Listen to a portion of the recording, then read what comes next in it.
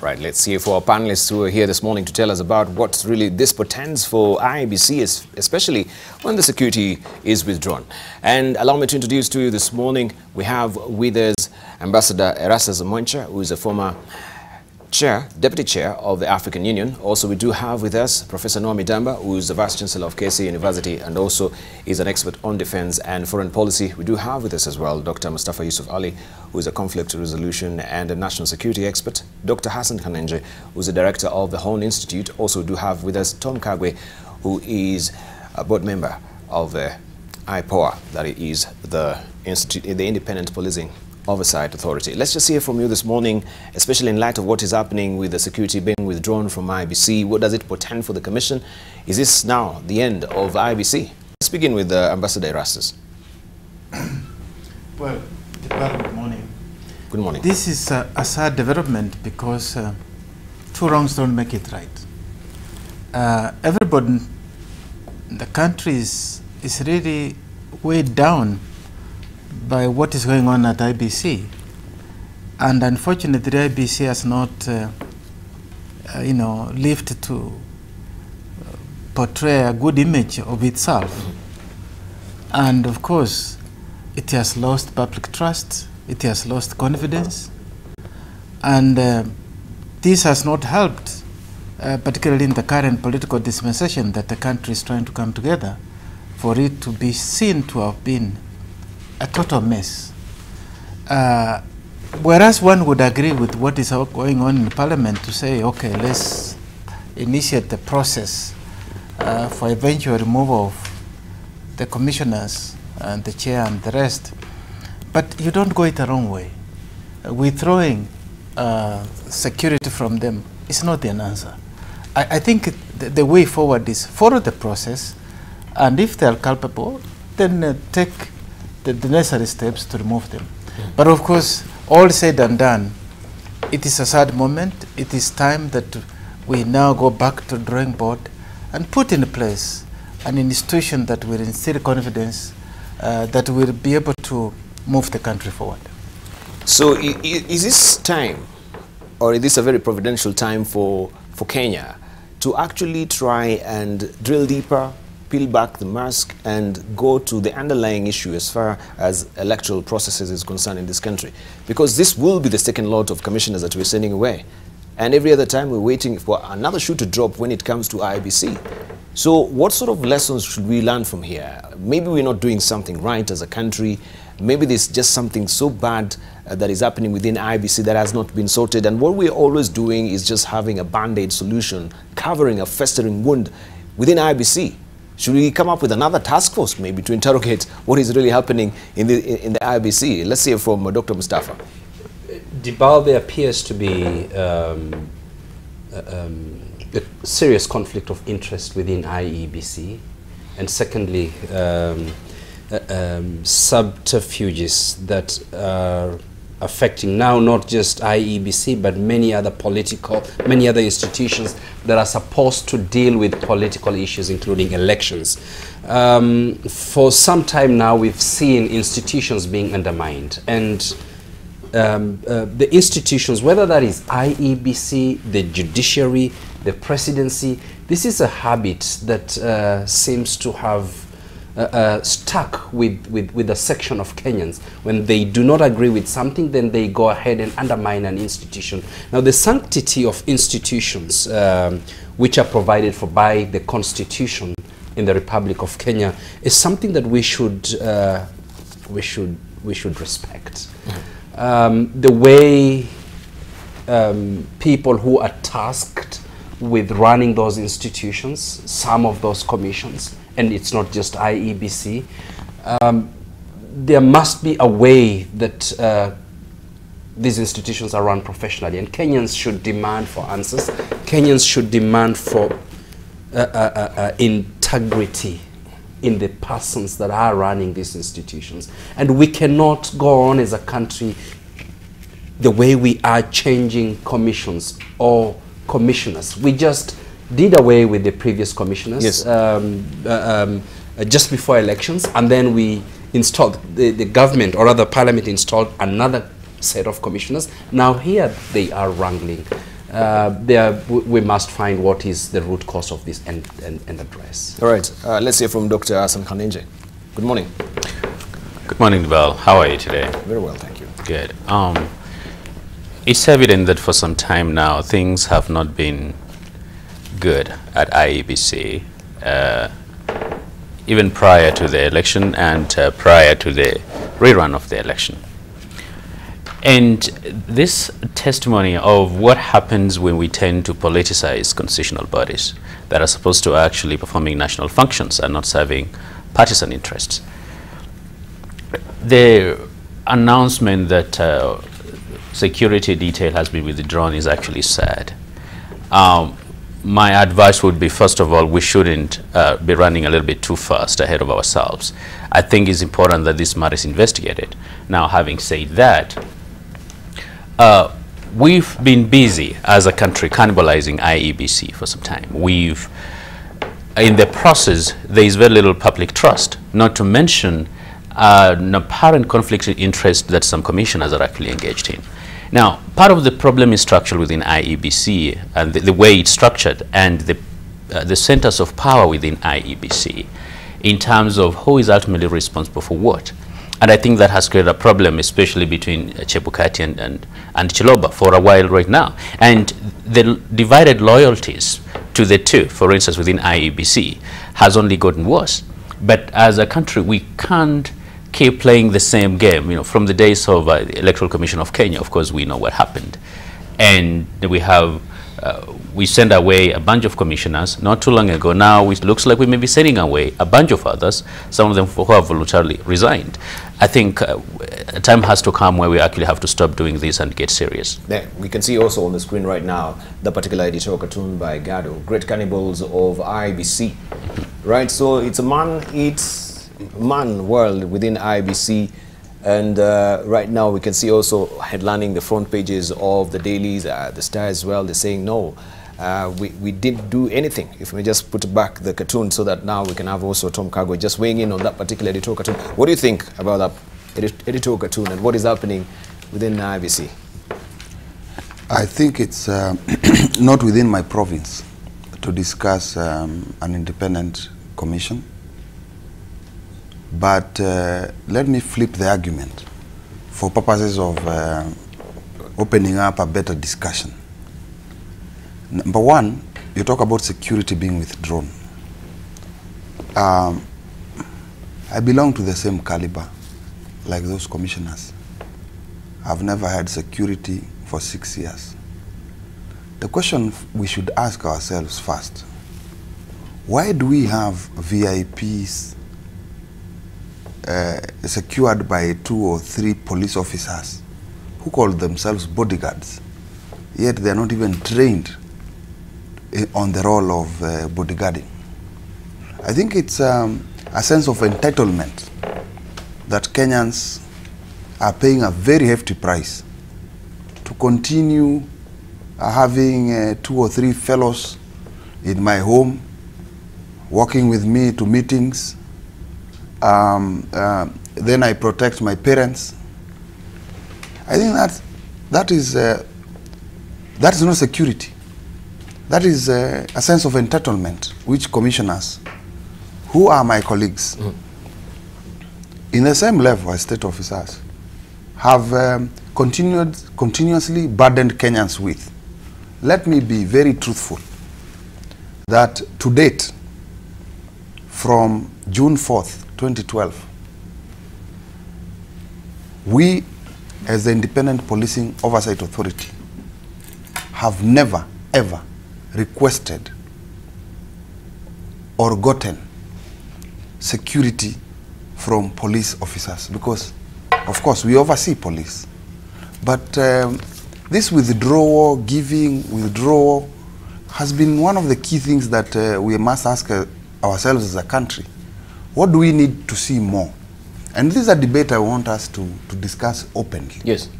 Am I more secure as I come to NTV this morning because I have a driver and a bodyguard when I come to here? I don't. I'm not secure. What I need to see, and we have said there's a policy process within IPOA, is that we need more police in the beat and patrol, protecting every Kenyan to go to work, not people parading themselves in meetings, coming here and then all of a sudden everybody is being harassed from a lift. Let's begin that debate. But in terms of what's happening to that commission, just like last week I was here, I said, institutions that protect democracy and promote constitutionalism, according to Article 250 of the Constitution, are under siege, both in the current administration and also in the previous years. Any attempt, when you look at constitutionalism in Africa, both in the constitution of Zimbabwe, for example, they call them institutions that protect democracy. Their chapter 15 is called that. Uganda, the same way. Kenya, we have a chapter 15. These institutions are important to protect democracy and promote constitutionalism. But when we have people who do not understand what their role is, that they go into office to cut deals, and they cannot serve the public with the trust that the public expects them to serve, they should quit office. IEBC has been spoken about by many people. Articles have been written. I will not speak about them. What we need to discuss is what level of integrity commissioners should portray to the public to be public servants. And that is why the debate right now, which is plaguing Kenya as we mourn Kenneth Stanley Jindo Matiba, is about integrity in public service. And if you can't be integral in public service, go do business.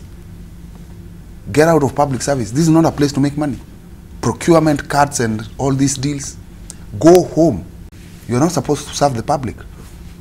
I will not speak about those commissioners who left or those who are left. We are in the same level. We can have our own discussions inside our boardroom. But the truth is, if you can't serve the public with integrity and you are there to go and do procurement deals, please do not take oath of office. Stay home. Stay home. And it seems we are actually we are actually coming now to that particular critical moment where we need to question the issue of corruption and whether it should be declared a national disaster. Yeah. Because we're looking at all these institutions, even the IEBC itself.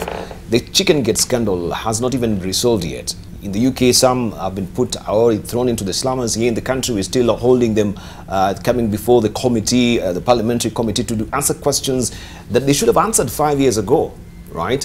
So, should we as a country declare corruption as a national disaster? And even if we declare it as a national disaster, what then? Because we have, you know, declared hunger in this country, or famine, and drought as a national disaster. But we can see no remedial measures to follow or interventions to come immediately. It is just a declaration. Then you just leave it at that. Professor Nwamidamba. Debarl, I agree with my colleagues here. This is really an unfortunate event. And Kenya and the Republic and the people cannot continue having this every 5 years. We hire commissioners, we kick them out. It is time right now we go to the fundamental framework that address these sets of individuals. Who do we want to serve in these very high esteem positions? And just withdrawing, like I agree with Tom, withdrawing their security is not enough. I think it's unfortunate that some of them are asking for exorbitant amount of money. I think we should examine these people and put them to jail where they belong, and send a very powerful message to the incoming group, wherever. But we need to, as a nation, go to the fundamental question and say what is wrong with our framework. that has enabled groups after groups to engage on corruption. And then the last question is, maybe Debarl, it's time we need to consider hiring Buddhist monk to come and run our elections. Agreed, Prof. All right, but the critical question that also you raised about security, and we had Tom saying that that they shouldn't actually be given security. Security should be a concern for every Kenyan. But the nature of the commissioners of IEBC, and we saw even from last year's general election, many of them, they were declaring, yes, our lives are under threat right now. We're really concerned. Some of them had to resign before. Don't you think that the nature of their work, being in a very dicey position where you have to decide maybe even the destiny of a country through an electoral process that is deemed to be maybe fair and just, and maybe it is not at some point, and people are really... Everybody's under threat. You know, other vice chancellors have 2-3 bodyguards. I don't have any. You know, what is it we're paying money and continue to accumulate so much in guarding people who otherwise are innocent people? Communicate with the people. Understand your life should not be a threat if you don't do anything wrong. You know, so we cannot continue paying. Our friend here, Tom, does not have a bodyguard. All right. I don't have a bodyguard. But coming to school or to work. We should not continue. But the issue of the bodyguard and security, that is just a sidebar. It's a non-issue when it comes to, of course, the whole issue of IEBC itself. What lessons have we not learned from the First Nation? What lessons have we not learned from the Chicken Gate scandal? What lessons have we not learned as a country that, yes, we have to send another batch of commissioners home, we'll take another one, then it will be the same vicious cycle. We have tender wars, and then the commission itself is dysfunctional. Debarl, let's go back to security, because Professor has understood my logic. The logical thing I'm trying to express is so simple. But it's not a non-issue, it's a real issue. When we hire 10,000 cops every year, and Kenyans believe that every time we're hiring cops, there will be more security for Kenyans. It does not add up. Because as we continue hiring more cops from the villages, these cops come to Nairobi. They protect VIPs. Where Kenyans are hurting the most, in, for example, some cattle raid somewhere in Lokichar in Turkana, or in Todonyang, some dingy place in Turkana. When we don't have police on beat and patrol, it hurts everyone. Look at democratic countries. And I will end by saying the following. Look at all democratic countries. The Queen of Netherlands does not have bodyguards. That's good. But she's secure. Every other country that is democratic like us have made sure that if police are on the beat and patrol and do security, but that does not mean that they are not people who are insecure. All right. Including those commissioners. But one thing must be done in this country to move us forward. We must have a security risk analysis or assessment of each and every person who asks for bodyguards. We do not have that at the moment. What we have is amorphous decisions made by some people somewhere seated in a boardroom that let's send 3 to Tom Kagwe, let's send 7 to this person. But let me say it this way. Truly speaking, as Professor has put it, in my community we say, if you have not stolen anybody's goat or you have not eaten anybody's goat, why would you be feeling insecure? I eat my own goats, my friend. I don't eat anybody's goat. So I walk in this town the way I want. But I think we are actually seeing this particular discussion on 2 different spectrums, right?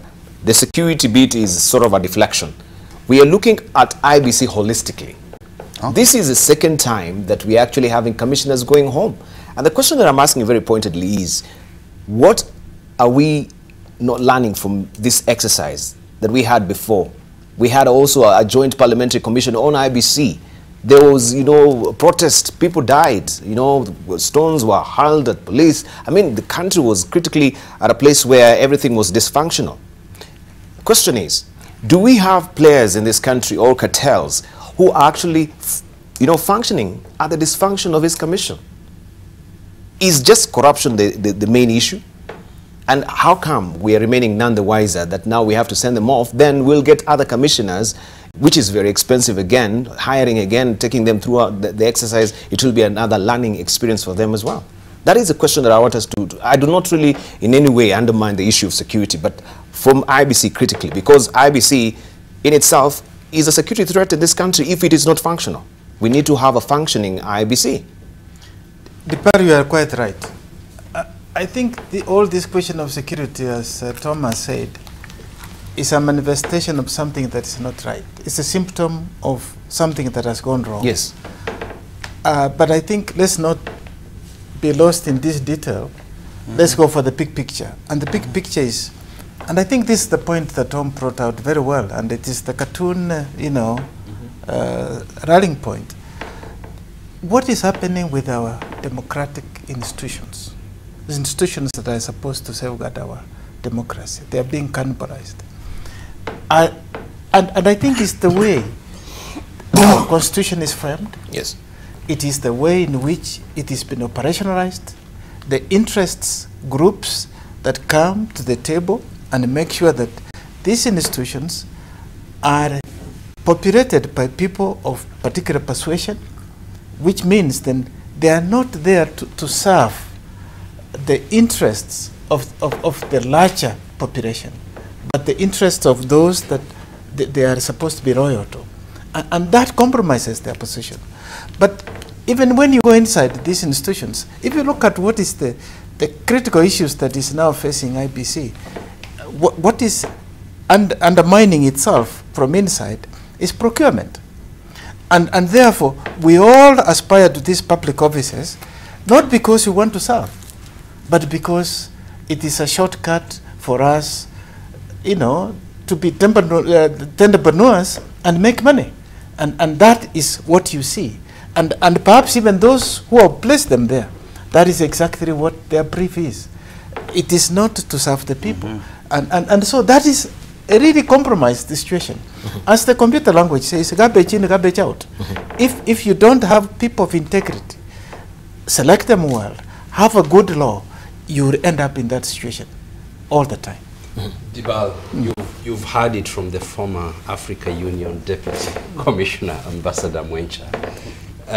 If you know what that position entails, only perhaps former heads of states or deputy president or prime ministers or ministers actually vie for that position. And Ambassador Mwencha occupied the deputy position. I see him driving out himself out of these programs. I've never seen him in a bodyguard. He drives himself to meetings. And so when you have people being driven around with 3-4 bodyguards and still thinking that then I'm entitled to that as a Kenyan, then there is a fundamental problem with public service here in the country. And this is why what Tom Kagwe is talking about, it cannot be entitlement. You go there to serve. Now, the question of, rather the underlying problem here, Debarl,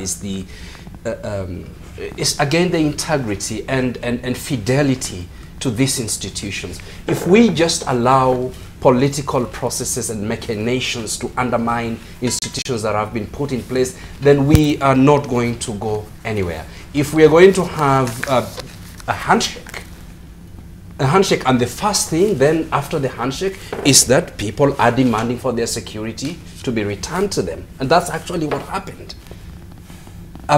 We're not looking at the bigger picture of where is it that we need to have this country move forward, a rebirth of a nation, in the same manner that we actually had in 2002 in this country. Matiba's just passed away. This man was tortured. this man was basically not allowed medical attention. We'll come to that. Led to we will come to that. And we seem to be going around as if nothing happened. So the question is, yeah, nothing happened with that, and that is the question. Are we as a country just very satisfied with the status quo, that yes, commissioners will go home, a task force maybe will be actually put out, a report also will be, you know, drawn, and then it will just be collecting dust on the shelves? You as citizens, what are you doing as citizens yourself? Because now it seems we just, you know, cross our hands and watch everything just go by, and we say, this is Kenya, that's how things are. You know, there's nothing much that we can do. The question we should be asking critically, if it is the issue of corruption and the tenderpreneurs within IEBC, we have a public procurement oversight authority. What is the purpose and function of this public procurement authority in light of all these scandals that we have when it comes to corruption? That is a question that we should be asking. And who should actually be putting these authorities to task if they're not doing their job, right? Are they just what are they oversighting of? May I? You see, Debarl, you're losing maybe our argument. We have enough laws in this country.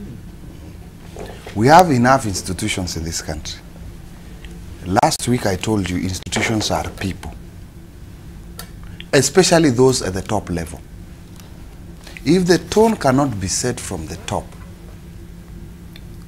and you have commissioners with integrity, IPOA would be as corrupt as IEBC. And I'm not blowing my own trumpet. Yes. I can assure you, I've learned one lesson in my small stint in government. If anything has to change in this country in public service, it must begin from the top.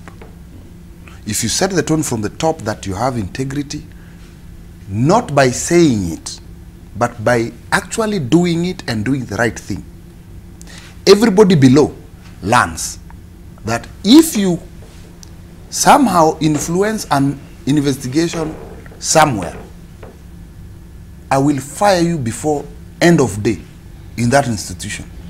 But you see, what we have a crisis in Kenya, and we agreed when we wrote this constitution, chapter 6, integrity and leadership. I've read over 100 constitutions in this world. It's only constitution which has a chapter on leadership integrity, because we noted that we had a problem. But this chapter first was never implemented. The law that tried to implement it was watered down until the recent court ruling that said that law is unconstitutional, the Leadership and Integrity Act, because it tries to water down some of the principles of the Constitution. Debarl, we are dealing with integrity of individuals. That is where the problem lies. If people cannot, in themselves, from their own level, be accountable to themselves, that you cannot run an institution with integrity, your own or others, which are public. That's what I'm saying. People like those, as Professor said, they need to go to jail. And let's agree. Just to build on what Thomas said, and I think Mustafa said it, I don't think we should be mourning the past so much. I think the question is the way forward, and this is what I want. But is the way forward, are we learning from the past? Yes. If we don't mourn and we ask questions, we go into the same vicious cycle. I think it's important because, first of all, we must diagnose what is wrong. And I think we can spend time until we come to paralysis of analysis of the problem.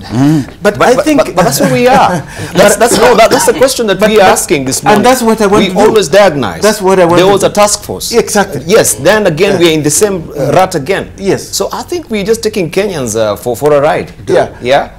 But I think what I'm trying to build here is to say, as we move forward, we have an excellent opportunity now, with the handshake and the rest, that let's now see how do we build a nation forward that can avoid all these roller coasts. Because if you look at IEBC, it was this epicenter of our 2007 crisis. And you have seen it even now, we've just moved from the plebiscites. Why don't we then sit down and say, as a country, how do we now put in place institutional framework that we respect, that we deal with corruption. You said it at the beginning. It's not just enough to say, and I think this is what Tom is saying. Let's not say corruption is a national disaster. But then let's just start. Because we have seen the anti-corruption, they have the files, they keep on going around, we don't see anything. And all we are seeing is all these small things that I need security, I need this. Let's just sit down and, I think if we don't, we are sitting on a time bomb. All right, you're saying, yeah, let us just start. Yes. Where do we start? Debarl. That's the question. Where do we start? Debarl. Let the professor We have enough framework in this country.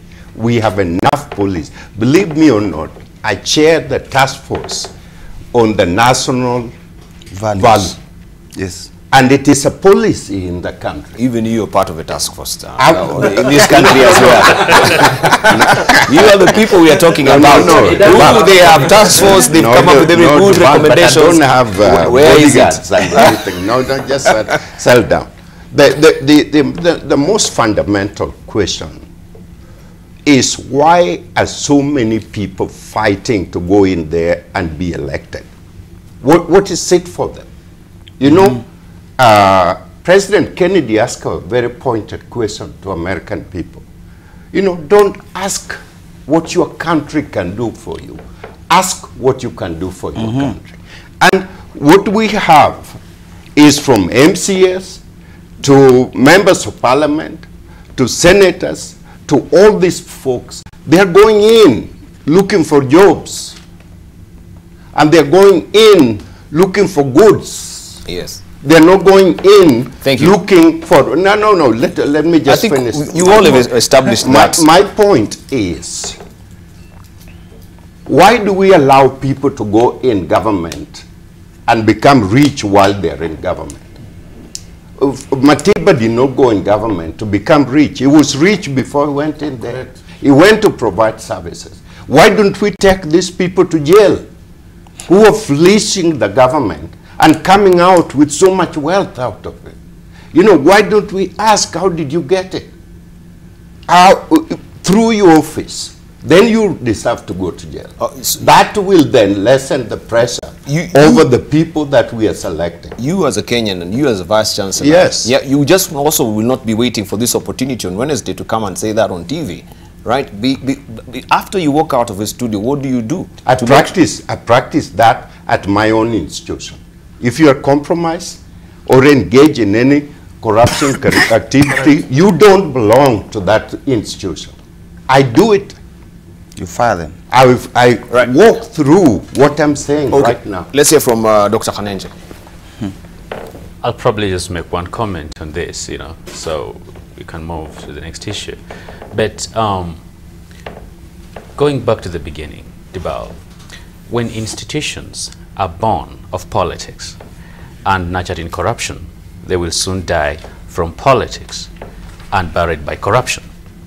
And the processes that lead to establishment of some of these institutions, especially the personnel in these institutions, are always questionable and highly politicized. That a number of people you find in some of these institutions, especially constitutional institutions and bodies, sometimes they don't have very high integrity, but some of them are there because perhaps they had a connection to this political party, or this powerful individual or this powerful organization. And because the process essentially is faulty, chances are we shouldn't actually expect great things to come out of it. So, for instance, the composition, going back to the ECK, even IEPPG, most of you on this table remember that. There are certain political interests that led to the very constitution.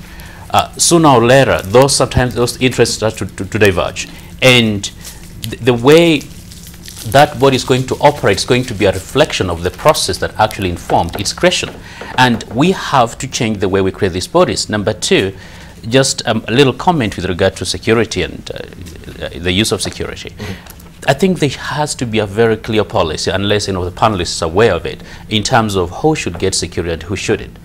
We should not be using security or lack of it as a political tool, either to reward those people we like or to punish those people we do not like. All right. So where do we start? I still go back to that question. Where do we start? Start what? Erastus said, Okay. we need to begin somewhere. That's the question. Where do we start? We have a commissioner that, of course, now it is dysfunctional as it is. So where do we start as a country? Where do we start this conversation about corruption? Because it seems everything is pointed towards corruption. Why are we having dysfunctional institutions? And maybe people wanted them to actually be dysfunctional so that they can function on those dysfunctions and, you know, pander from the public coffers. You know, that is a question that we need to critically discuss. Maybe after the ambassador? Ambassador, please. You say we start. Where do we start? I think, well, we have an opportunity now, as Mustafa said, for a rebirth of, call it the third dispensation of our democratization. Because if you look at what the Matibas fought for, was really to bring multi-party. But we now have, and in most of Africa, this is not just Kenya, very fragile kind of democracy. Democracy that is based on ethnicity and all these kind of things, that does not enable us to come to the table and discuss things freely and openly and candidly so that we can diagnose the problem and come with the right solutions. Here is my take. I think we have an opportunity now, given this framework that has been established with following the approach more that took place recently, that we can now say, let's have a constituent assembly that will bring people from all persuasions to the table and say, how do we reconstruct the state? Let us even look at our constitution and say, because we have a constitution that is top-heavy, that is just the consumption, all this democracy. I mean, as Mustafa was saying, you feel insecure because of the lifestyle you lead.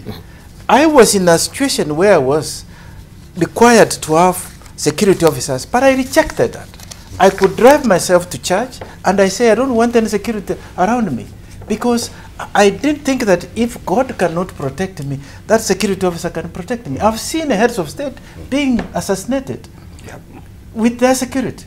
It is not that people, when they want to kill, they will not kill anybody. But it is a question of what your conscience is. If you have not stolen from anybody, you have not done anything, why do you have to surround yourself? When you see people walking, they chase you up from the road. I mean, I drive in many parts of the world. Right. And you see somebody driving past, and you don't have a standstill of the state. but you see, this is all a false mentality that we have. Where do we start? A long protracted case. You know, we had a task force that was there to investigate a Goldenberg scandal. People, witnesses died along the way. Look at Anglo leasing. We will never have any closure on these cases. And the same it will be with the Chicken Gate scandal. Now we have IEBC. Guys, aren't you tired? Aren't you tired? Tom, you're not tired? I wrote an article of about 30 pages. I write once in a while, and I throw to my fellows, they put it in a blog. The article was titled, I Am Tired. Kenya at 45. Today, I think Kenya is at 54 years of independence. Yes. I am tired. I wrote that because I was inspired by Rosa Parks of the United States. When she said she was tired, when she was asked to stand up in a bus in part of Mississippi, and the white person and the conductor who were telling her to wake up, she said she's tired, so she wants to sit down. That time blacks could not, today's African Americans could not sit in a bus. They should stand and stand at the back. Rosa Parks sat down in the front and said she's tired. I think it comes a time when everyone, when they say I am tired, it should mean two things. Number one, I think she was very tired of the system. She's not literally tired that she has to sit down in the bus. She was tired in a system of segregation. And when you say you're tired and you wake up, then we have serious conversations. That was the Wanjiko of the United States. When every Kenyan says they are tired, and I am not doubting about integrity of Kenyans. Kenyans know where their leaders are. In women associations and women chamas, they don't vote for a corrupt person to become their treasurer. In a men's club, they usually look for a person who's known that has not stolen money. But when it comes to other political leadership positions, or also leadership in religious institutions, leadership in banks, leadership in everything, because it's not just political corruption that Kenya suffers from. Private sector is too corrupt, including banks and other places. But Kenyans, deep down, their bone marrow, they know they can elect somebody to be their cattle dip manager, but not another person. So for me, moving forward, and I was given an example of Ellen Johnson Sirleaf. She has been coveted in Africa as one of the pioneer women presidents in Africa. She got tired. Again, it's good that women are leading us in this direction. Yes. She got tired of corruption in that country. And two examples suffice. Number one, she got tired of corruption in treasury. She went and locked up that building and told everybody to get out. And went home with the keys. Everybody reapplied and they started afresh. You can see she has been succeeded by the football player, George Opon Wea. She was also tired about how multinational companies exploit the Liberian people. Sirleaf is Liberia, not Sierra Leone. Liberia people, especially these guys who harvest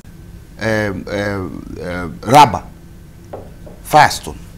She went and demanded full accountability of how much money they make per palm tree to get the rubber and how much they sell the tires for. When we have people from the president to Rosa Parks who say they are tired, then we are starting somewhere. Kenya will get to that point very soon. All right. Debarl, when I served as a member of the National Value Committee, there were people who wanted to create a national commission on national value. And we were one of the few people who opposed the idea of creating another commission to look at a national value. And our point, we were very few. In fact, we were only 4 people. But eventually we prevailed. And the National Commission on National Value was never created. One of the problems we have, fellow citizens, are those commissions.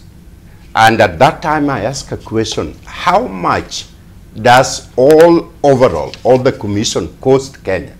And at that time it was 100 million a day. Now, the fundamental framework with our electoral commission is evidence. These people are serving full-time, they're having big salaries, they're having protection, they're having everything, and therefore their overall cost to Kenya is a minus. The question is, do we need a permanent commission sitting there, or can we deal with an ad hoc commission that may be composed of members of the Commonwealth, select judges from the Commonwealth to supervise our national election? Thank you. And so that will begin a very serious discussion. The point is leadership from the top and leadership from Kenya people. The South Korean example that made sure the president of the country is removed peacefully out because of corruption. Thank you. We have to do it here. All right. So we, unless there is another comment that you have on that, we can close that particular chapter. We gravitate to other discussions as well, right? Any of you? Just a quick comment, particularly on this issue of values that the professor is talking about. If you look at some of the... We need to ask the professor, first of all, where is that report that you came up with? Could be another file. The report is now a national policy. It's actually, if you Where is it? National policy, where in the constitution, where is it? It is in the, I think, I must confess, I know the professor chaired that. We met at several places, and I've seen the session of paper on national values. Yes. Yeah, you've seen the paper. Where is it? You have the computer. I mean, how is it helping us as a country? No. Where is it? No, the fact that it's actually domiciled. That's what we want to this is the implementation bit is what we are actually we are really blowing a gasket on this morning. Yes. You come up with these good policies. Yes. Where do you place them? He says you've seen it. You've seen it where? Attorney General access. You can access it through Attorney General. So you are satisfied that you gave it to it is that the Attorney General's office office handed over to the what president. was the sole purpose of this particular policy? The whole purpose is for every single person in Kenya and every single leadership to own it, including you, Debarl. How do we own it? I mean, what is the process? Yes, you come up with a policy. Then what is the process for Kenyans owning this particular policy? How many Kenyans know this particular national values policy that you can? Very quick on implementation. Article 10 of the Constitution did not need to be interpreted in any other way. That's correct. And where we met with the professor, we were giving a talk to some students of university and other other persons from different backgrounds at a university somewhere in Rara. But one thing is very clear about Article 10, that every state officer and every state organ shall promote those values, protect those values, and use those values to interpret any decision they are making. Value number one, patriotism. And it was singularly important, and in that discussion, I dwelt only on patriotism. But there are many other values on integrity, transparency, accountability, that when you make your decisions, please do not favor. And that's why Article 10, in terms of its implementation, is in Article 73. That people who occupy state office, when they are employing people, should not consider favoritism based on the ethnic group, nepotism, and other undue influences. These things are exercised by Kenyans from the grassroots. The problem is how our leaders at all levels, including religious and business persons, implement national values. Because sometimes they hire, sometimes they can fire you. Thank you. Just a quick point on that, because that's what we are talking about. If you look at, for instance, the country Japan, how they have gone about in implementing values, values become part of the national educational curriculum. That when a child goes to national, at nursery school, they are taught on values of respect, conflict management, and things like integrity, so that even cleanliness, and you can see that that becomes part of the person, because our education value system that we are promoting and the culture that we are promoted, you steal money, go and give it in Arambe, you look a good person, you are elected. We have distorted our youth, because all they see is that you can clean your money by just giving back to society and you get elected to an office. So on chapter 6 was also killed of the constitution by parliament by saying, okay, qualifications to it. That chapter should be left. That if you have been taken to court for any misdemeanor, there is no way you should assume an office. That way we can start to have some integrity in our society. We can have some values in our society. Thank you. I think we are being saddled with all these documents and policies that even Noah Midamba has been a participant of. Look, also we have Mwongozo Code. If my director may just pick up, and we discussed this yesterday. This is a Mwongozo Code that it is from for the public service. State Corporations Advisory Committee. It's all about values, right? So we have the National Cohesion, just put it, we have the National Commission, an Integration, National Cohesion and Integration Commission. We still have Mwongozo Code as well. This is all predicated on the issue of integrity. We still have the Chapter 6 in the Constitution. We have the National Steering Committee against corruption. We have so many authorities, the Public Oversight Authority. Why do we have all institutions? I think today I've blown my gasket. We are tired as journalists talking about corruption in this country. Nothing. And that's a good thing. Yeah, yeah. But here is what Kenyans should know. If Yes. we go on the way we are going on today, Yes. then forget about this project called Kenya. Yeah. We will not have a country if corruption will continue unabated. The second point here, I'm going back to the handshake. If the handshake is about two people, yes, the president and Raila Odinga, then he's dead on arrival. If it's about Kenya and all communities, then this is a moment for rebirth. Absolutely. And the moment for rebirth means that the birth pangs, pains, is that some people will have to leave office, and those who are working should work and deliver what they are supposed to do for this country. Correct. Thank you. Right. Absolutely. We have a caller who's hanging on the line, and of course he wants to contribute a bit on IEBC as well. And I think Madenge must be agitated as well, calling from Mombasa. I know him. Madenge, good morning. Good morning, Jabari. Habari ya asubuhi. Nzuri sana. Yes. You want to contribute briefly? Sema nasi. Yes, nataka kuzungumza mambo ya IEBC. Angalia Debarl. Hii tuseme ukweli. Sasa mimi mnaenda kando na hii topic ambayo iko kwa IEBC. IEBC sio mambo ya corruption ambayo iko hapo. Unaona? Mambo sasa mimi unaingia kusema ni corruption, si ni tenda, sio tenda. IEBC watu wameandamana, wamekufa watu wangapi wakati wanasema IEBC iende nyumbani? Watu wangapi walikufa? Tuseme ukweli. Hata ungekuwa unaonyesha hizo clip hapo kwa TV yako kuhusu hiyo IEBC vile imeanza mambo yake, watu walipoanza, wasikia? Hata hii kifo ya Matiba tukiangalia ukweli pale imetokelezea mpaka kuja kupala hizi kwa nini? Imetokana na mambo ya election katika Kenya yetu hii. Wasikia? Lazima tujiulize swali, sisi wakati wote wakati wa election tutakuwa watu wanakufa. Nikiangalia mtu kama Duale sasa anasema IEBC security si ina maana gani?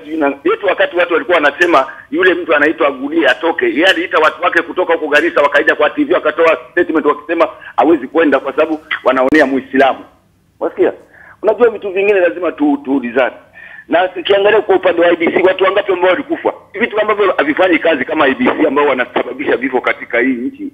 Waende na section zingine ambazo pia hazifanyi kazi kama IPOA pia nao vitu kama hivyo, ndio hao watu wakwenda wote hao ni kwenda kabisa kutoka, kwa sababu hakuna kazi wanafanya. Watu wamekufa IEBC, IPOA hakuna kitu yote wachafanya mpaka leo sababu ya IEBC. Na namuona huyu mtu hapa anazungumza mambo ya IPOA sijui nini, hakuna kazi inafanyika. Please, watu ambao wafanyi kazi wasile pesa yetu bure. Right.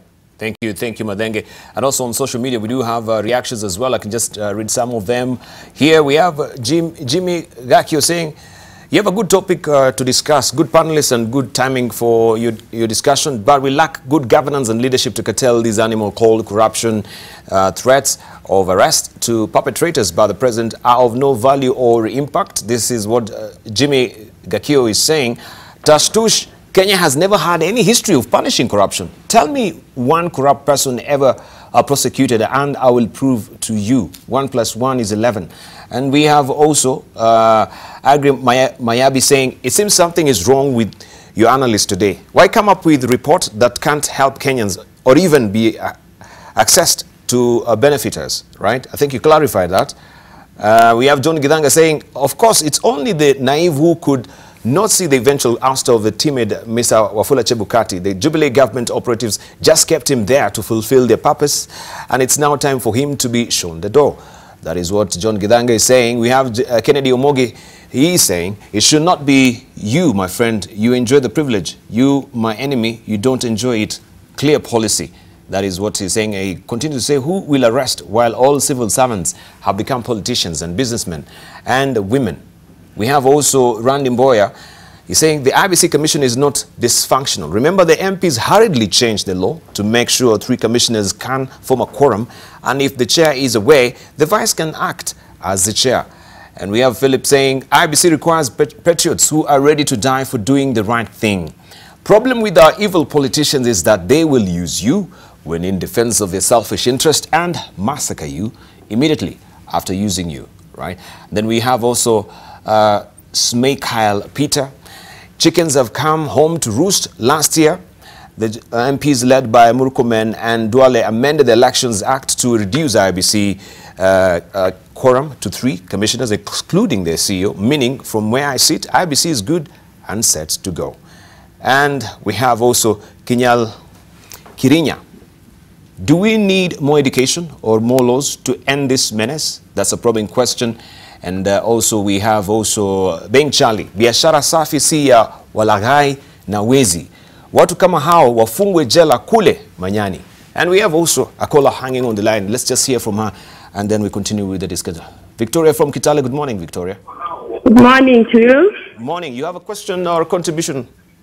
I have a contribution. Very briefly, sir. Madam, sorry. Yes, my continue. contribution is... Yes.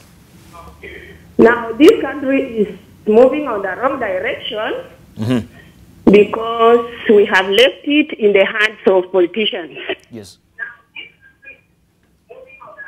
Yeah, kindly, Victoria, just tone down on the volume on your television. Just talk to us straight. Don't listen to the television. Let me move away. Yes, please.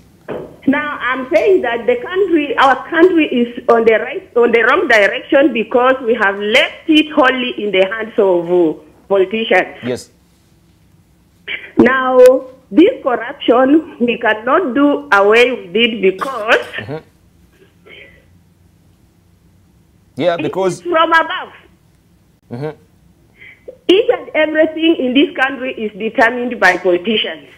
We have forgotten all about professionals. Yes. We elect people who are not even learned, and they are the ones to decide on the fate of Kenyans. Surely, is it going to work like that?